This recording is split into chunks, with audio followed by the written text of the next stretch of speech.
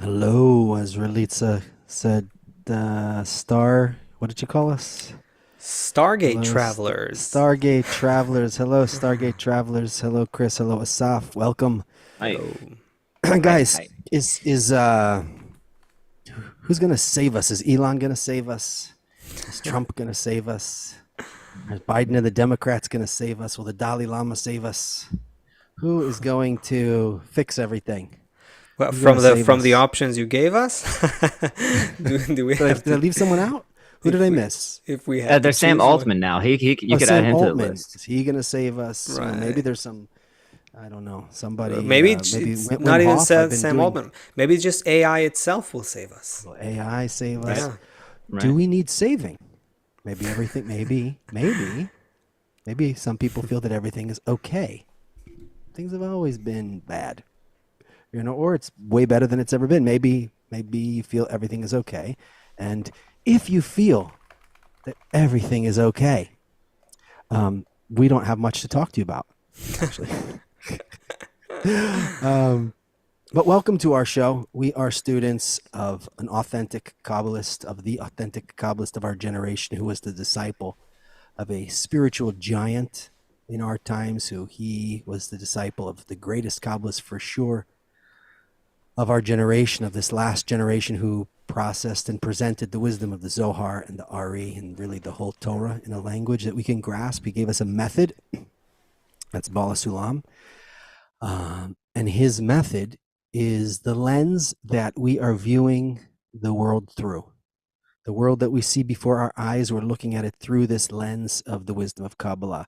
And everybody knows that growing up, that developing here is hard. Growing up is hard.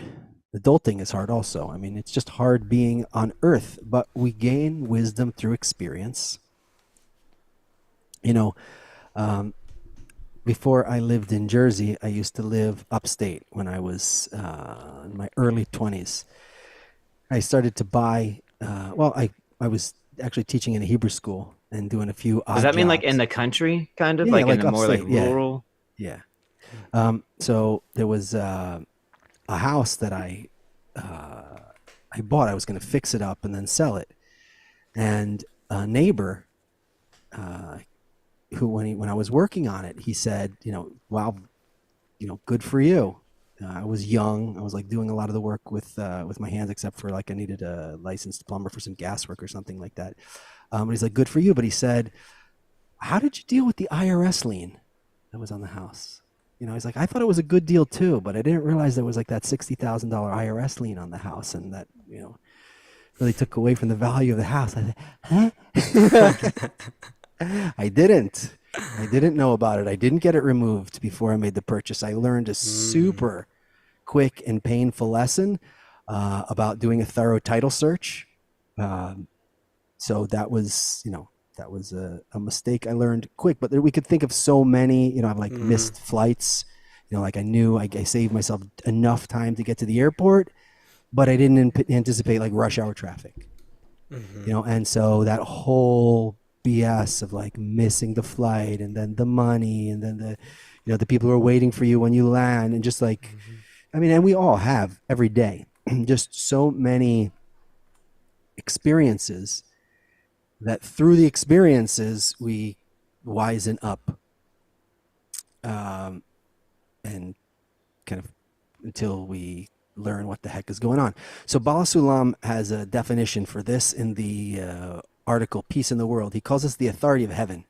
And it's not just humans that are under this authority of heaven, but even like sand. Everything on this planet is under the same authority of nature that just kind of pushes us to develop, pushes us to like not miss the plane again, pushes us to understand how to just do everything in a more organized way, better way, better way. So like sand was like rock, volcanic molten rock, and then over the thousands of years or millions of years, it breaks, it falls, it goes through rivers, it smashes until it sits there, and then another couple thousand years or millions of years until it gets smashed and smashed and smashed until it's sand. So basically, everything on Earth is going through some kind of process. A mouse wakes up in the morning, and like as soon as he goes out to eat, some birds trying to get him, and like this is going on everywhere. So we don't have any monopoly on being pushed from behind by this thing called the authority of heaven, which is developing everything as it, kind of painfully, if we can say it like that. Yeah, you But just said heaven and painfully and nature Sounds like all in it the sounds like same. nature's law. It It's sounds like just like the cruel part of Mother Nature is kind of like what it sounds like you're saying. yeah, so Like well, it's motherly, but it's still doing, that's the thing. I mean, it hurts a little that bit. it's developing us, but we suffer horribly as heaven develops us. So it would be good if we could do something about it. So our sages also present something in addition to the authority of heaven. They tell us about the authority of earth. So this is something to know about. It'd be good, helpful for us to all know about that. So when people who live here on earth can learn the laws of nature, learn how it's trying to develop us, learn what this process is. So, before it kicks us from behind, we can already, we can unchain ourselves from these chains of time, which are just sequences of painful development. And that's very interesting for us. Mm-hmm. So it's impossible to do this with others who are not playing the game with us. So we need to harness this force in quality and in quantity to understand, to study the system, and then hasten those processes without being kicked from behind. Because anyway, it's developing us somewhere. So how can we go through that development without being kicked from behind? We, as Kabbalists, are engaged in this all the time. And actually next week, when we are in Holland, we're going to be taking a bunch of people on a journey through this, this kind of speeding up time portal. Because while your body can go through, say, like 3 days of life, you can go through those interchanges. You can like miss your plane, buy a property with the IRS lien, go through this, go through that, go through this sickness, go through that, go through all these things without actually having your body to take many months or years going through it. You can process the spiritual development that heaven is pushing us through without it having to manifest physically. And by this, we break the chains of time and speed up. When we are doing it together, that's when we can activate the system.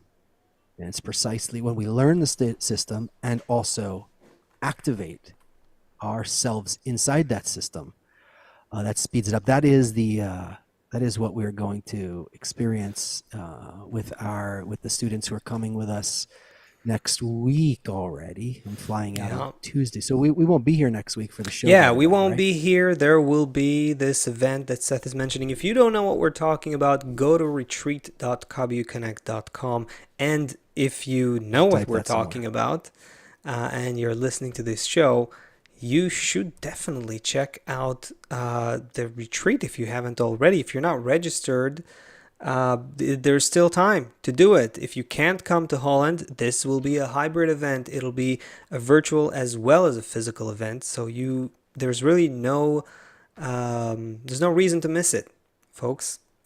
Just go for it. Retreat.kabuconnect.com will give you all the details. Can we put that in the? It's in the chat. It's in the chat already. Okay, good. Yeah. So I like how you set it up, bro.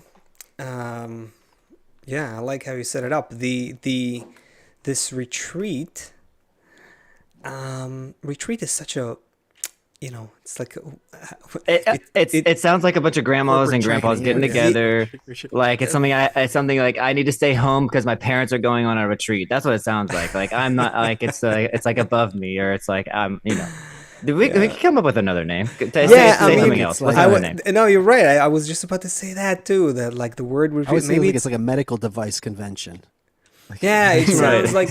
Right. Also, retreat kind of means like I'm retreating. Get away. Yeah, it's okay. I don't know whatever's gonna happen here, and to an extent that I kind of like that angle actually, because what we're able to do in these retreat is really craft such an environment around us that becomes, our teacher called it a spaceship. We can literally turn the environment around us into a spaceship in an event like that. We use, our title says, using the Kabbalistic portal to another universe. It's like a portal.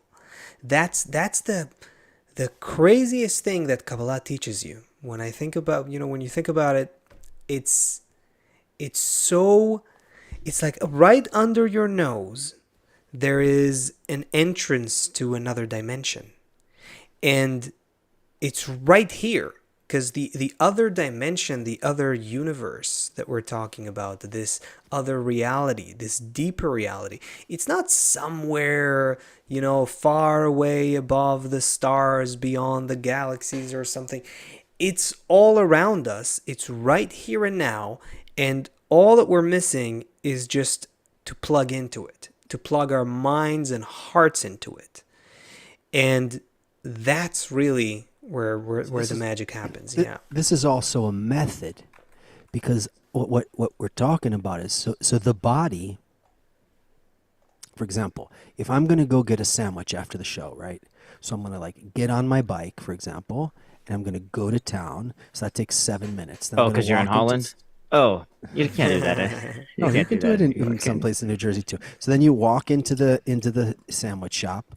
Right, you order the sandwich, you eat this. There's all these things that my body is going through. So when you're talking about this spaceship, or you're talking about going through this talking about this other dimension, I don't have yet I don't feel that I'm moving. I don't know what I'm supposed to feel it with. So that's right. I don't know. Okay, I'm in the spaceship, but what am I supposed to feel? What I felt when I was on a roller coaster. Am I supposed to feel what I felt when I smoked a joint? What am I supposed to feel? There's exactly. I exactly wanted to add that, because I feel like that part is missing. What any person, they're coming with their own. Wow, just left me. Preconceived notions of what this spaceship is supposed to look like, what it's supposed to feel like. Everyone has their own different concept of what it is, what it feels like, what they expect, right? And that's where they're going. And then they're going to go try. Initially, this is what happens, especially for beginners. You're going to go there and you're going to try to build what it is you think that how it needs to be built. But everyone's coming and they're doing their own personal building job. What actually happens is you get there and then you kind of lose all orientation a little bit, right? You kind of then something happens where all of a sudden you realize something's happening to you that you couldn't have planned this. You didn't know it was going to be like this. You didn't know your thoughts were going to be in this direction. You didn't know that you were going to feel this certain way. And then you realize that everyone else is feeling the same exact thing. And when that happens, you realize that something else is acting on you. It's not something that I came with and my image is now coming true, right? It's like this thing that's like, okay, I guess I'm just going to come to this thing and want to the spaceship to be built. We keep saying spaceship. Maybe we should expand on what it actually is, right? And then it just kind of happens. You're like, oh, something just happened, where was my hand in this? When as you were speaking about it, I just recalled that there's one of the things we do in these retreats, most of the time, is we film a few minutes of testimonials with a few students, especially those who are coming to such a retreat for the first time. And I love that part. I'm usually involved in that team, and it's so moving. It's so great to see, to just kind of see that happening to a person for the first time. And one of I remember, I won't mention names, but in the last retreat we had, we did such a testimonials filming, and there was one friend, one student. He said something so true. He said, you discover, it's exactly like in relation to what Chris just said. You discover that, you came here to for your spiritual progress, and you wanted to invest in this method. And all of a sudden you discover that you came here for the others, and they came here for you. and you were all brought here for each other. You did. You were all brought here for each other in a sense, and that's the spaceship that you discover all of a sudden, that whatever you and your plans and what you thought that you're gonna do with yourself and so forth, that was actually gravity. And when you start discovering that you have a role in a system in the system of creation, and you discover it not in some intangible big way, you discover it towards a few people in a very specific intimate way in this setting of a retreat or a Kabbalah convention, then, and you see that you can lift them up, and they're here to lift you up, and all of you are here for each other. That is something that is very, very unique. And it's very alien to this world. Yeah, it's very weird. It's very strange. Also, it's like, okay, go ahead, Seth. Let's say that a few 100,000 years ago, I was less of a creature, less of a developed creature. Okay. I wasn't able to trim my beard, and like put on the fitted clothes and things like that, shoes that fit and stuff. And but through eating bad berries and eating rotten meat and staying up late, burning myself in the fire, cutting myself when I fell off a cliff, through the last few 100,000 years of incarnating and getting to here. Oh, I thought you were actually talking about you not being able to figure out your beard situation 20 years ago. Oh no, 200,000 years ago. Ah, I heard 20. Okay. That's why Glad it was you more clarified. detail. Okay. Okay. So if you think about development over human development. Yeah, let's just even say a few 100,000 years. We could go even further, but to get to here. Yeah.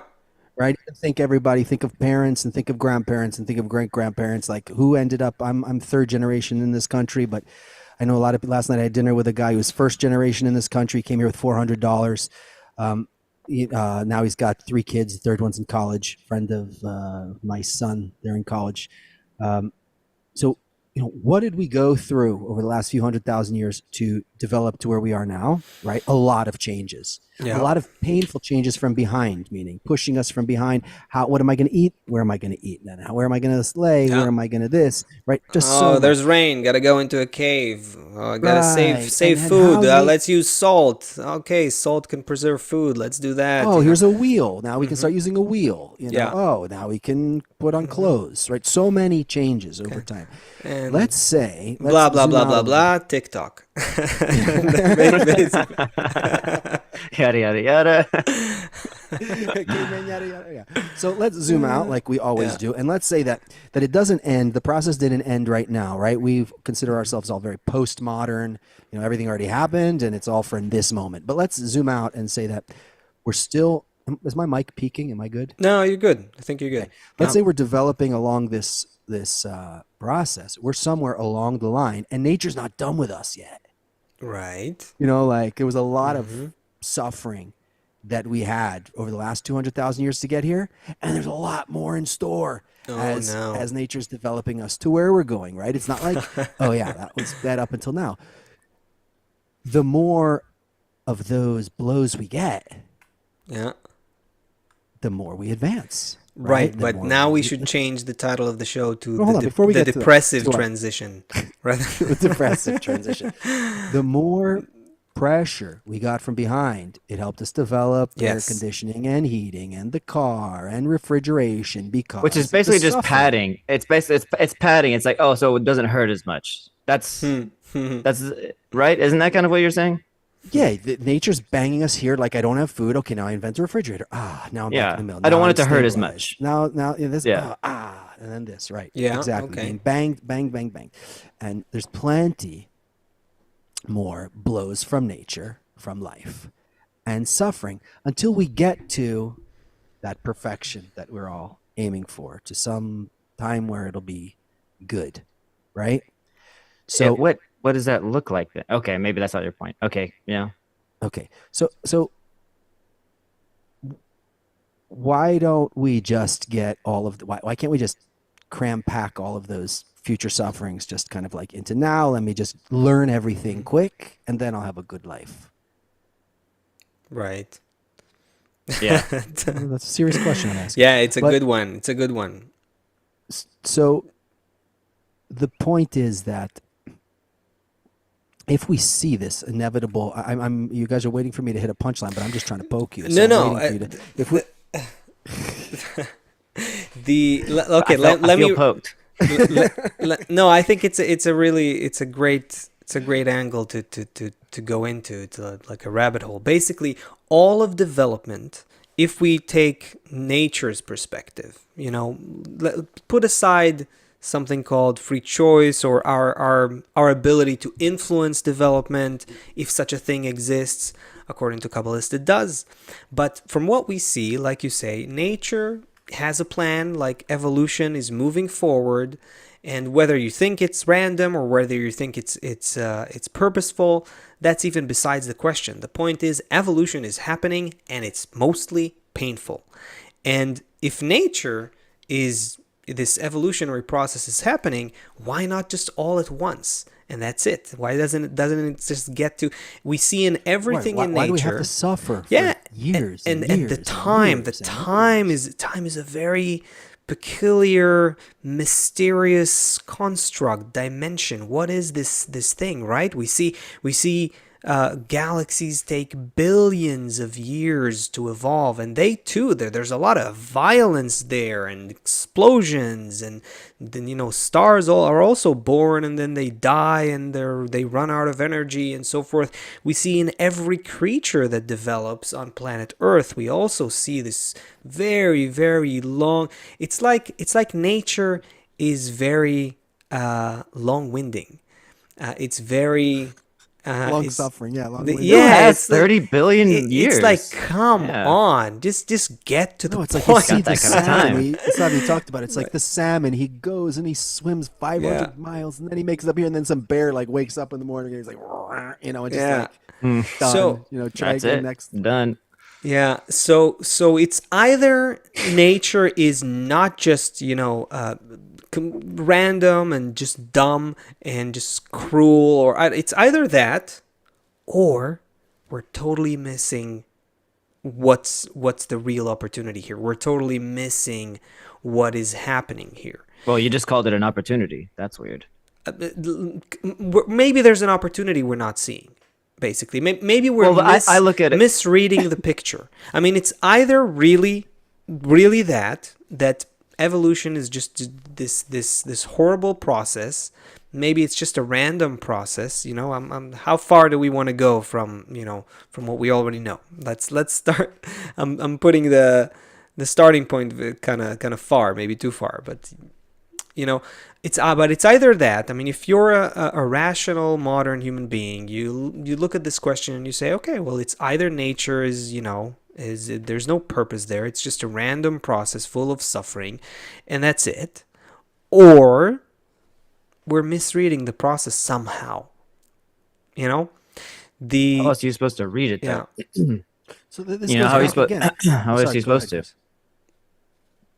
Well, I mean, if you're saying that it's... No, you go. Okay. I'm not saying anything new. I'm just expanding on what you said, that if you look at it as nature's just kind of this unending train of suffering, then each day is just kind of how are we dealing with the suffering. That's kind of what you're saying. Like tomorrow, okay, we're going to reveal some new way that we're suffering, and we're going to have to figure out some new way to keep from suffering. That's basically what you're saying, and that just keeps going on. And just in these different iterations, it's just different kinds of suffering.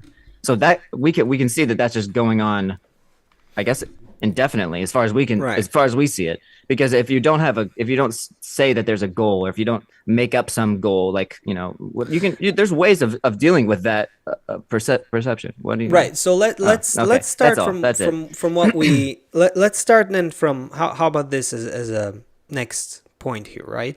We can see from our rational exploration of nature, we can see that evolution through these very, very slow, gradual changes over a long period of time. But at the end of certain phases of evolution, you have more complex, more advanced created beings. More advanced, more complex, more intelligent, more conscious, more sensitive life. So life, for some reason, needs this long and back and forth, suffering and pleasure and suffering and pleasure and suffering. It needs that kind of dynamic in order to evolve. So when I go to get a sandwich in town, right? I know I need to get on the bike. I know I need to make a left on the road there, and then another right, and then another right, and then I'll get to the sandwich shop, and I know what the breeze feels like, and I know that I have to pedal and all these things. When I get to the retreat, for an example, or just as a Kabbalist in general, let's just say, when he's entering this spaceship, like, what is he? Where is it? How does he? Because where does he? How does he disengage from this process? Because how does he step into the ship? How does he know where the levers are? What is he supposed to do when he starts feeling forces? Yeah. So if we were able to aim ourselves, so the example you gave is where you already know the path to where do you get your sandwich, right? In our situation, we don't know where the sandwich is. This is the problem. So if we don't know where nature is leading us, then we're just being pushed. Oh, take a right. Oh, I'll take a left. Oh, I made a mistake. Okay, I'll start again. Ultimately, you learn where you need to go. That's how nature works. That's how nature just pushes us, how evolution, bit by bit, what does it do? It develops within us, gradually over time and great suffering, the mind, the consciousness, the sensitivity to what we need to do to be better off. That's what nature's doing, but instead of just creating robots, it creates a mind that understands it. Yeah. That's really, I think, a critical building block to the step stool to get into the spaceship. So the blow comes from nature, and what is it doing? Like, it makes me, instead of just moving me, why can't just nature, move you? If nature wants to take you from A to B, why can't it just push you from A to B? It wants to make sand, so it takes a rock, blows it off the volcano, smashes it, pushes it down the river, and deposits it there. Why doesn't it just move us? Right. So why doesn't it just move us? Because then we won't develop. We're not developing. We're just being moved, being programmed. So what does it mean to be developed? To be developed, what does it mean to be developed? So just like we do with our kids, we give them an exercise they need to solve. We push them into some challenging situation, but then we wait. We wait for them to make their mistakes, to try different things, and that's how they learn and become wiser. That's how they know for themselves. They acquire the mind that we wanted them to have. Then they learn how to put the pieces together and see how to put the puzzle. Let's say even like just think about a puzzle piece kind of. But you said you're getting wiser. But okay, so we know how to build. I don't know. We know how to look at things that are really small using an electron microscope. Mm-hmm. That's me being wiser. I would say all of man's development, to a certain extent, yes, we're getting wiser. But we're also at the same time, we're also being pushed by nature to develop to another level of sensitivity and wisdom. Nature is like a Baal Sulam writes, like a skillful judge that punishes us or pushes us according to our level of development. You don't ask a 3-year-old to do the same thing that you ask of a 9-year-old or a 12-year-old or a 15-year-old, right? But here's the issue we have. Here's the issue we have, because if I'm 3 and I need to get to be 9, there's a certain number of times I have to fall down and scrape my knee, close my finger accidentally in the door. Right. Like, didn't this happen to everyone? Like, bite my fingernail down too far. Like, didn't every single Some kid... people more than others. Some kid maybe 5 times, another kid maybe so only if we 2 measured times. those and like could say, okay, it's like another 150 things that the 3-year-old has to go through until he becomes 9. Yeah. Whatever it is, right?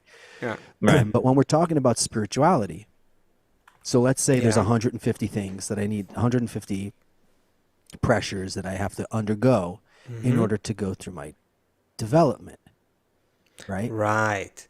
But here comes the big reason for the wisdom of Kabbalah. That's really the whole purpose of the wisdom of Kabbalah.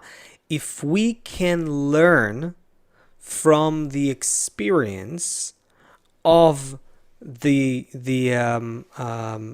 other pieces of other members of this network of humanity that already developed, if we can learn from them, then we can, it's not that we're not going to have to go through the same path, but we can go through it, and that's really the only difference, faster. That's it. That's the only thing. So the Kabbalah is like a spaceship that can take you through evolution in a fraction of the time that you would otherwise need. And that also means It's fraction faster. of the suffering. It also means because Yeah, that's the time other piece. equals suffering, basically. That's it. This is really the Right. It doesn't just it's mean really to rip off the it's a bandage technology. faster. Yeah, it's ultimately what we're talking about is a technology. That's what we Kabbalah students have in our hands. Sure, it's not that easy to operate. It's not something that, you have to apply your own efforts to make it work. It's not on autopilot. It's not automatic, but you have the technology. And, I think that's, we can delve into what that means. Like, what is the portal? How does the spaceship work? Yeah. First of all, you have to want to enter some spaceship anyways. Of course. Otherwise, you're not going to use the device. Otherwise, yeah. You're not going to use it. You're not going to find it. And also,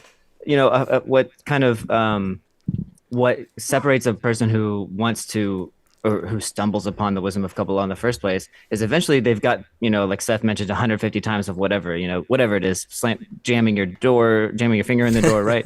But eventually what happens is and for each person, it's basically the same. It's kind of like, there's got to be a reason that I'm doing all this. It doesn't make sense that I'm just going through all this suffering for no reason, just for me to wake up and do it again tomorrow. Okay, I can learn not to slam my finger in the door, but what do I get from it? What am I learning from it? Ultimately what's happening? So a person eventually wakes up kind of to this, and the question is a little bit different for each person, but it's like, imagine you're just like looking at the stars and you see a lot of work that's been done right on the side of nature. Like a lot's been going on. I just got here, just a few years ago. A lot's already been done, and then scientists will tell you billions of years it took, to do all these things around you. And then, humanity has been doing some stuff also for a few 100,000 and a few thousand in the current iteration of civilization. But then but a person who really wants to enter that spaceship only wants to because they feel like they're kind of being invited, kind of like, whenever we say Kabbalah is just a work with desires, there's a new desire. Like, oh no, I want to know what I'm supposed to do. I want to know where I need to go. I want to know, because it's just, there's no answers. It's just I need to know. I want to know. And then somehow Kabbalah just kind of like finds a person. It's weird how it happens, but everyone kind of has their own little story. It just kind of like finds you. Like, oh yeah, that's what I was looking for, right? I mean, it's just like that. It's crazy. This is such a great way to describe it, because also the method itself, what we do, everyone's always like, okay, I'm here. Like, tell me now, tell me what it is. Which prayer should I say? It's like, oh man, I've been here for 4 weeks. Can you tell me now which? But what is it we need to do? Yeah, just tell me what to do. I'm ready. But it's in that same way that actually the texts say, like, I labored and I found. So we're not exactly sure. Like when you go to get, that's why I keep talking about the sandwich, because it's really clear if I want to get the sandwich, like where to turn left, where to turn right, and where to go. Yeah. So we have a method, but it's not the same sense of going to get the sandwich. So No, because we have to build a new mind. This is it's hard to let's talk about that other before we talk about the portal. Let's leave time for that, and then we can. What is the other place? We're talking about moving to a completely different perception of reality, a completely different perception of life. Everything that we think of right now is wrong. Kabbalists write beautifully that this entire physical existence, this entire physical world is called an imaginary world. And the Kabbalist Cohen Sadok of Lublin writes beautifully that this is a world of falsehood, meaning that nothing in it is real. Nothing. The only purpose of this existence that we call the physical world is in order to be a passageway, a sort of a school or a playground or a training process where we build the mind and the senses. Let's relate that to everything we're saying so far. Okay. By going through all of the sufferings, what we were pointing at before is that through each one it develops us, so that this world is a place to take this monkey, but that's only 200,000 years. If we go back until till primordial matter, to take primordial matter and develop it through all of the generations and thousands of generations until it,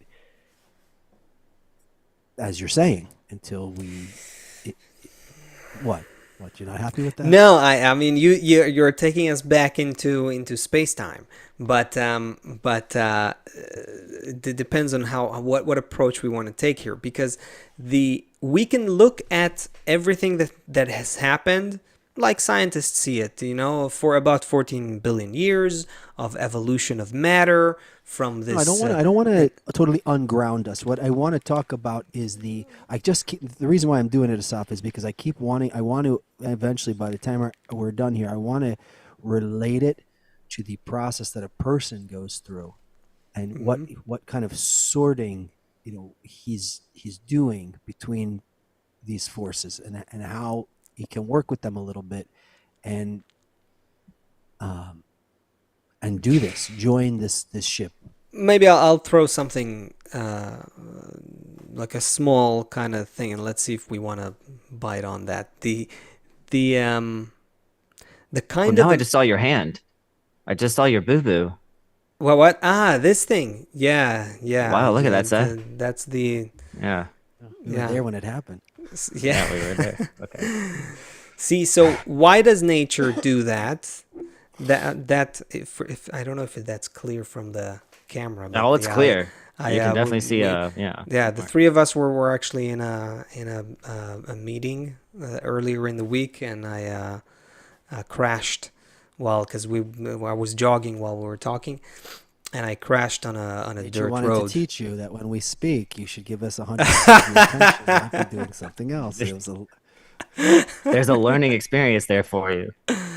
Right. For all of us, maybe. I guess we're kind of connected to it. There is in every little thing, because this whole world is a kind of simulation that we're in, not a digital Elon Musk type of thing, a simulation thing. It's rather a learning process. It's a place where we are learning what we are, what reality is, and we are becoming something. Again, to look at examples in this world is like, caterpillar becomes a butterfly, can give us some sort of, a completely different level of existence that emerges that you cannot predict or anticipate from the caterpillar, who does not understand that it's going to become a butterfly, right? And what we're going towards is discovering an emotional reality that is above time and space. And all that's of good that you said above. That's good that you said above. But before you continue, because if you say above time and space, like it's hard for us to grasp onto something like the concept of nature. It's hard for us to grasp onto that because it's above us. It's hard for us, and we always want to think that we're kind of like somehow a little bit in control of something, right? But when the whole development is kind of pushing us is to accept the concept, the idea that there's something above us. And okay, yeah, you can say it's above me. Yeah, like things that I don't understand is above me, right? But to relate every moment of my time in this school to that thing that's above me, that's developing, that has its own plan.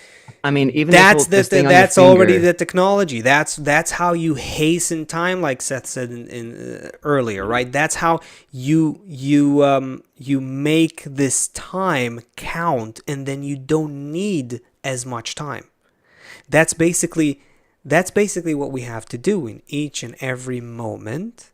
We want to bring that moment we need to see it like a curveball that nature is throwing at us, and we need to throw it back. We need to respond. Wouldn't it be helpful if I put my hand in boiling water, right? Yeah. I get an immediate response, and my grandparents got the same response, and for generations, my family is famous for not putting our hands in boiling water. Our lineage learned this lesson. That's good for animals. That's good for animals. Yeah. What? Yeah. That's good for animals. That's good to teach animals how to act. Wouldn't it be good if we got a good a response, even if it's going to be some kind of blow or something, but like, tell me when I'm doing something wrong and I'll stop. If I do something wrong, just tell me then. Because what happens is sometimes I feel like I'm going through the day and I'm having a good day and I'm doing everything right, and then all of a sudden some crap happens when I didn't even do anything. Or other times, maybe I stole something, or maybe I lied. Yeah, but then why is that the way to judge, whether I'm doing something right or not? The result, that whether I feel good about it or bad about it, or something good happened to me or bad happened to me. We're saying that nature is pushing us by these blows, these sufferings, in order to move us forward, right? So, well, in order to make us question, to make us ask where to go, if you're talking about human development, why not then? If I do something wrong, hit me so I can know what happened, and if I do something right, so give me a treasure, give me something good, so then I know. Yeah, wouldn't this be way more? So that'll be just. So you basically want nature to program you exactly, like right at the, without leaving any latitude, just to program you so that you can basically That's what I'm saying. That's like an animal. Become a robot. Don't jump off the cliff, because if you jump off the cliff, you die. 1-to-1. There you go. So here's another discernment for us then. So if I get a blow from nature every time I do the wrong thing, and if I get a prize from nature every time I do the right thing, then... You got to define what's right and wrong, though. No, I'm just saying, if I do something good, I get a prize, and if I do something bad, I get punished. So then I don't really have any freedom then, right? Because I'm just going to choose... Right. The reward and punishment is not enough. Reward and punishment is required. So I need the blow from nature, but I also need it to not be immediately when I do, in response to exactly what I'm doing at this moment, because otherwise it's not enough. Actually, I find it hard to get into the picture you're describing. the what's required of us in terms of our development, where our development is taking us, is to redefine what is reward and punishment. And we have to redefine it into completely new terms, new parameters. The current parameters by which we define good and bad is whether something feels good, sweet to me, or something feels bad, feels bitter. If it makes me sad, or if it makes me happy. And don't sell me something that you'll go through a change in perception. So when you get hit over the head, you'll think it's good, and there's no. But wait a minute. Initially, you won't say. You'll say what? How do I? Instead of thinking I don't want to get hit anymore, you'll think, well, how do I need to respond? There's two different ways. You're not thinking, oh no, I don't want to get hit again. How can I not get hit? Instead, there's a new mind starts to develop. New questions start to arise. No, it's now. How do I not get hit? Are we getting a little bit too? We have to. Let me try to paint a picture here. Okay, we have to look at two levels of reality, and if you are only judging things on this level, this is the lower level. This is physicality. This is matter, time, space. We are bodies. And we live in those bodies for 100 years or whatever it is. With Jeff Bezos's new initiative, maybe 200 years. Who knows, right? That's one level of reality. And if you're going to judge everything according to what you experience here, you're only going to stay here. There is a point within us that's connected to another realm. On that level, we can't feel it right now. It's hidden from us. It is purposely concealed from us, right? But that upper level is a place where that other dimension, that other universe, there we're not even bodies. We don't live and die. We are eternally existing in an ocean of light, if you want to call it that way, meaning we are bonded with a force that has no thought of self, no limitations, complete unconditional abundance that flows with no approach to itself, with no return to itself. And we are in the opposite state on the lower level, but we have to rise to that upper level. That means it's not just you're going to suffer, everything's going to pay off. No, we need to completely begin to see reality from a completely different dimension. And from that higher level, this reality will look like a dream.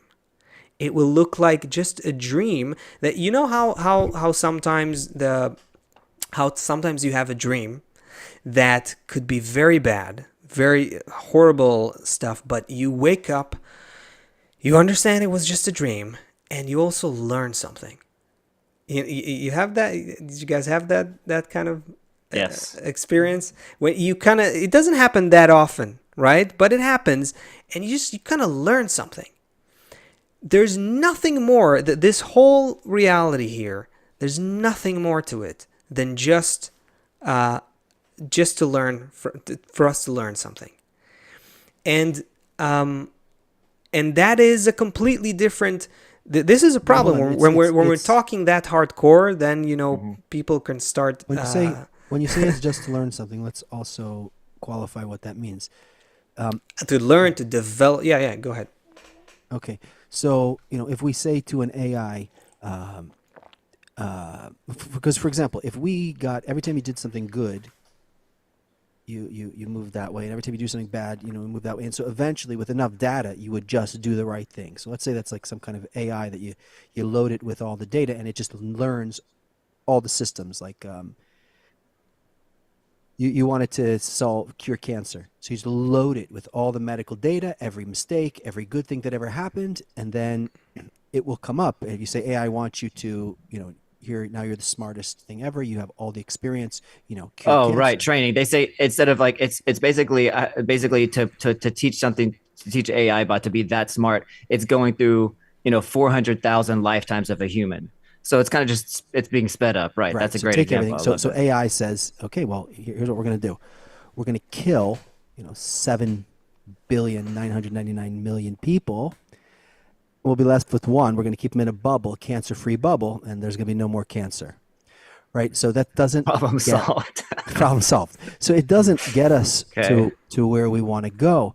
So the point isn't to just dodge the issues. The point is for us to, by going through all this process, like you said, the whole process of everything is just to, I think you said, to learn, right? Asaf? Yeah, to learn, right? So what I understand it as is that through the learnings, right? It's not just to like solve some problem, but through that, it actually builds us. It builds we're learning what is nature. Yes. We're learning how it's operating on us. We're not just like learning to like learn something. Mm-hmm. We're actually learning what system we're in. Who are we? Here's a fact. We as human beings, we don't even know what we are, who we are, what we're doing here. What are we supposed to do here? What is this existence? What the heck is this? Why? Suddenly I'm born. There's a parents that grew me up and then educated me, educators, teachers, whatever. All of a sudden, I'm in a point where I can start thinking about myself, thinking for myself, and then I just kind of in a hamster wheel called life, whatever, work, job, whatever, family, kids, and then it died, and then I'm dead, and we don't have any idea what it really is for. Ask people, can you tell me, what are you here for? What are you doing in life? What honey. Is it? What? Meat and honey. Right. Oh, you didn't see this? No. The guy who lived with this native tribe. Meat and honey. Oh, it's a very cool series. I'll send it to you, you guys. Some guy there's some tribe that still hunts and gathers every day, and the guy was on Rogan. He went and he's like a Chinese guy. He's like made millions of dollars. Oh, okay. I think. So he asked the guys, what's the purpose of life? And the guys like, they said it so obviously. Yeah. Like, why are you even asking? Right. So no, but listen. Okay. Yeah. So go. Yeah. Sorry. So the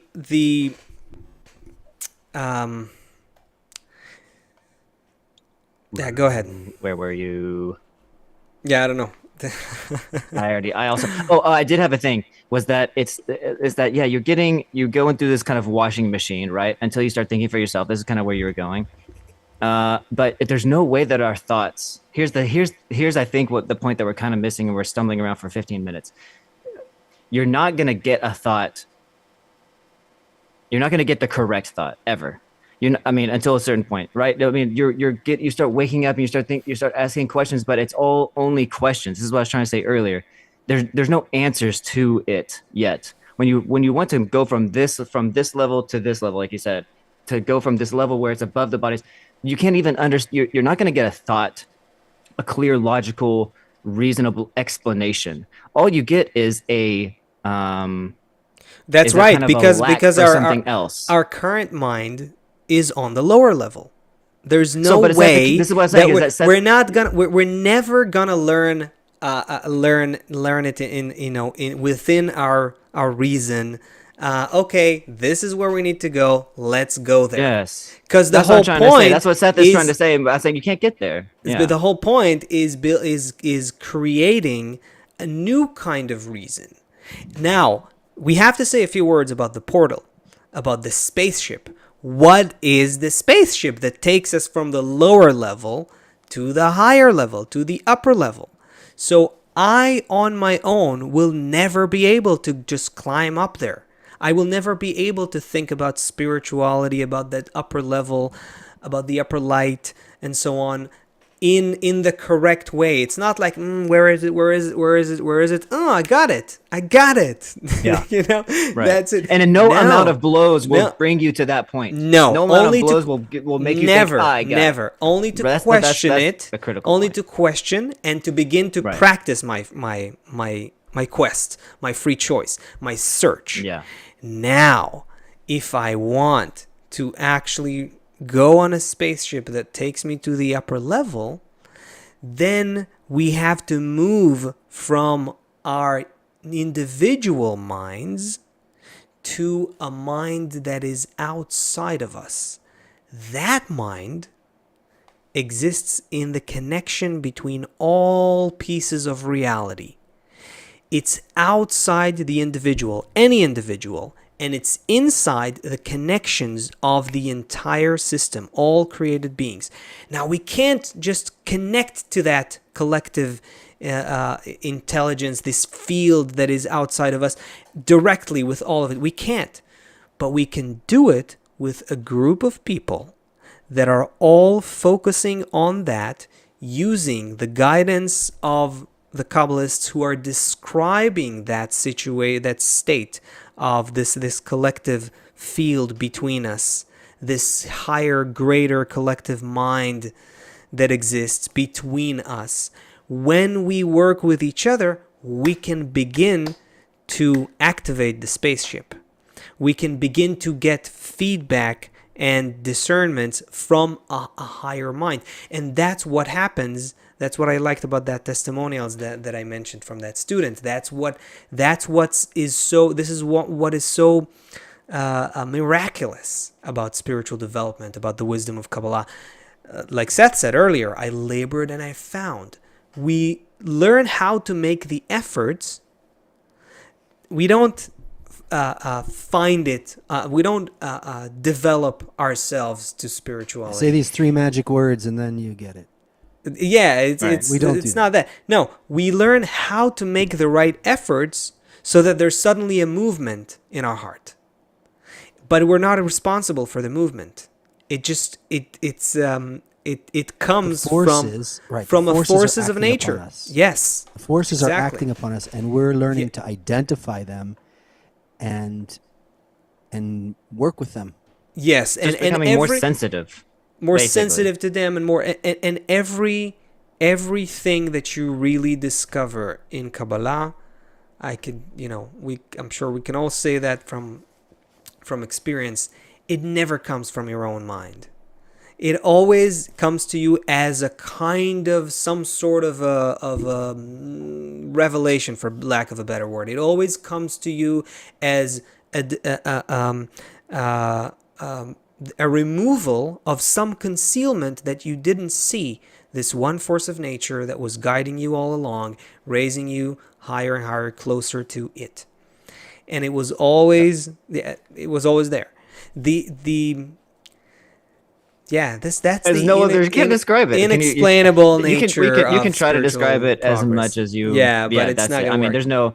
Yeah. You say the upper. You talk about the upper and going to this upper and doing all the okay. Those are all just concepts, right? But there's no flavor in it until you go to a Kab retreat and somehow discover that there. Yeah, there it is. I don't know. There it is. I guess that's what they were talking about.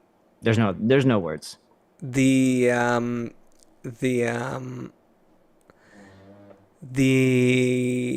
description, I would say, for people who are studying the wisdom of Kabbalah, to some extent, people who are even just maybe watching our show, watching this channel, and if you're thinking about coming to the retreat and whether it's worthwhile for you, and again, I'm mentioning the opportunity here. This is a hybrid event. You don't have to come to the physical event if you can't. If you can, that's awesome. That's definitely recommended. It's the most powerful experience. But the virtual event is going to be not less strong. If that's what you can do, you can still accomplish a lot by participating virtually. And what I can say is this. When you start studying the wisdom of Kabbalah, you are inspired by concepts. You're inspired by the things that you're learning about. But it all just kind of sits next to your heart. When you make some efforts to connect with that field outside of you, somehow, without even knowing what you're doing, we're like babies in this process. In spiritual development. But when you're somehow, with the guidance of the Kabbalists and the sources and the other people, you're making some tendency, some work internally towards connecting with that field outside of you through the other students, the other people, and so on, then it's like everything you've learned, now some of it pierces through your heart. And you feel that it's actually like that. You feel that we are actually not where we think we are. You recognize that we're under concealment and that it's a purposeful concealment. And even though the concealment may not be removed yet, you already know that you're in it. And you can get a taste. You can get a taste of what it means to remove the concealment, and then it'll come back again. And that's all you need. That's all you need is a little taste just to make the next step forward, and then you'll get another taste, and then you'll go to the next step forward. I guess that's how it works. That's how it works. What a fun convo. Seth, you're happy with how things turned out here? I wanted to say something and wrap us up. I wanted a person to feel from our conversation that how to get into that, how to step on the ship, and where those controls are. We're gonna be doing this next week. I think we set it up, but we didn't get. Not next week. We're not gonna be here next week. No, but we're gonna be actually. No, he meant the retreat. I'm sorry. At the retreat together. Yeah. So next Thursday we're going to be loading in and setting up all the tech gear and everything like that, because Friday the retreat starts. So we won't be here for the show next Thursday. Right. We'll be here. I just discovered that Chris, I think you and I have a thing with our kids here in Israel on that the week after the retreat. So okay, stay tuned. So stay tuned, friends. We might not be here for 2 weeks, but that's as late as it can get. Okay, that's as long as it can get. So if All right. we'll let you know. Yes. Okay. Big hug to everybody. We look forward to see Chris. Can we get that link up in there again? Anyone who wants to come virtually, I'll throw it in there. Join us in Holland next week. Bye, yes, everybody. Right. Thank you. See ya. When a reason can't be found and all is lost. When the fog is falling and it's blinding. A brighter light that pulls us through the dark.